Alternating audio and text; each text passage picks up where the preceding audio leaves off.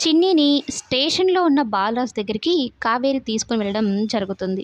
అయితే బాలరాజు దగ్గర నుంచి కొన్ని భయంకరమైన నిజాలనైతే కావేరి తెలుసుకోవడం జరుగుతుంది. సత్యం బాబు గురించి కూడా. అయితే చిన్ని పట్టుబడుతుందనమాట. నేను నాన్నతో మాట్లాడాలి, నాన్నని చూడవాలి, నాన్నని కలవాలి అని చెప్పడంతో తనకి ఎంత నచ్చచెప్పినా వినకపోవడంతో కావేరి అయితే ఇంక తీసుకొని వెళ్ళడం జరుగుతుంది.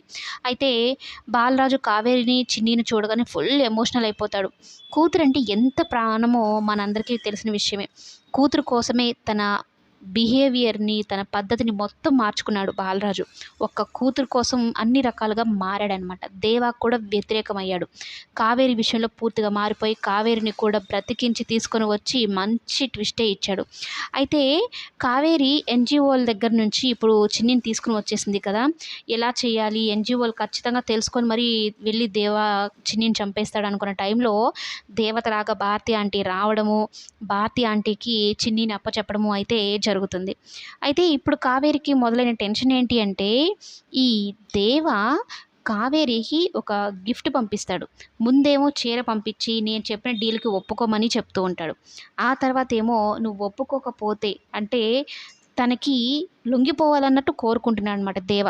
ఈ విష్ ఈ స్ ఇది అప్పుడే గనక చేసుంటే, పార్వతి చనిపోయినప్పుడే గనక చేసుంటే కథ ఇంత దూరం వచ్చుండేది కాదు అన్నట్టు. ఇప్పుడేందంటే ఒక రబ్బరు వేలుని గిఫ్ట్ కింద పంపించి, చిటికెన వేలుని కావేరిని భయపెట్టడం జరుగుతుందనమాట. అంటే నీ కూతురి వేలుని కూడా నీలాగే పంపించేస్తాను చంపేసి అన్నట్టుగా. అది చూడగానే కావేరి భయపడిపోతుంది. అదీగాక చిన్ని ఇలా మొండికేస్తూ ఉందని బాలరాజు దగ్గరికి వెళ్ళడం అయితే జరుగుతుంది. అయితే బాలరాజు దగ్గర కావేరి కొన్ని నిజాలు తెలుసుకుంటుంది అని చెప్పాం కదా! ఏంటంటే, "కావేరి నేను మీ అన్నయ్యని హత్య చేశాను అంటే నమ్ముతున్నావా?" అంటే, "సాక్ష్యాలు అలాగే ఉన్నాయి కదా!" అంటే అప్పుడు బాలరాజు ఒక ఎగ్జాంపుల్‌కి ఒక విషయం చెప్తాడనమాట. "పార్వతిని అప్పుడు ఆ రోజు నువ్వు చంపలేదు.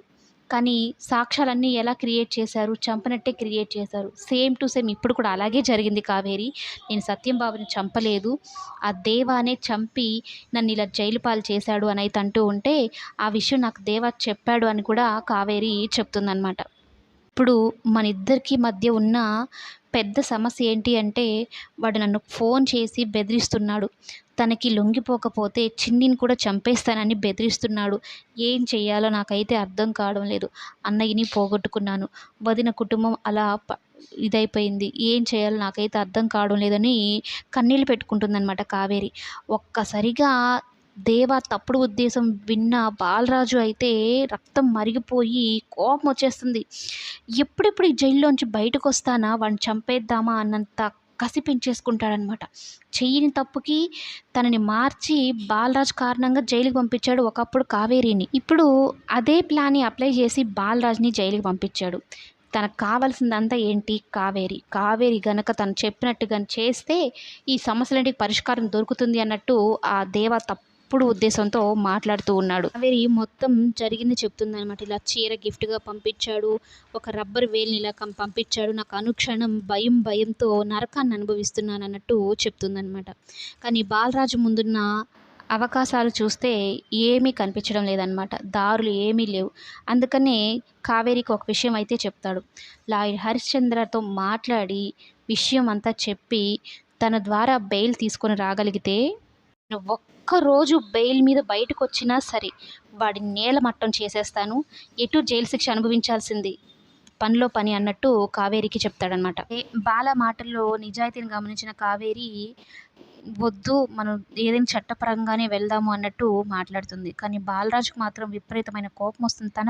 ఆ వెధవ అలా మాట్లాడడము, తనను కోరుకోవడం వల్లనే అప్పుడు కూడా ఇలాంటి పరిస్థితి వచ్చింది. పార్వతిని చంపేసి ఆ నిందని కావేరి మీద ఏసేసి ఇప్పుడు ఇలాంటి దారుణానికి తీసుకొని వచ్చాడు. అంతేకాదు కావేరి ఇంకొక విషయం కూడా చెప్తుందనమాట.